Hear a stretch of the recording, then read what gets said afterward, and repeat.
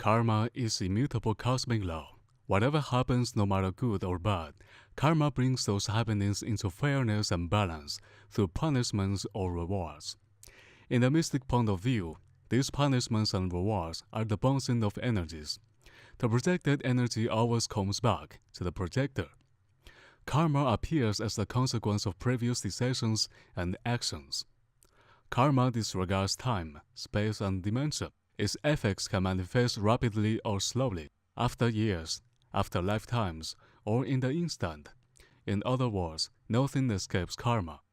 Samsara is a Sanskrit word meaning wandering.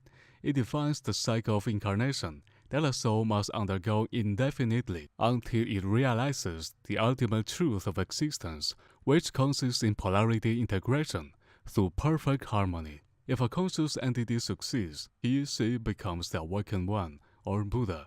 Samsara is not a place exclusive to mind. Besides of our world, it also holds all the 5 realms of existence. That includes the realm of Devas, who are gods with eons of lifespan, the realm of Asuras, who are the dark gods in opposition to the Devas, the realm of ghosts, the realm of animals, and the realm of hell.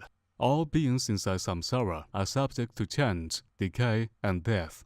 Not even the gods are truly immortals, though some may think they are, and even attribute the creation of the universe to their sovereignty. But after eons of spending their merits in form of heavenly bliss, they must again undergo the cycle of incarnation.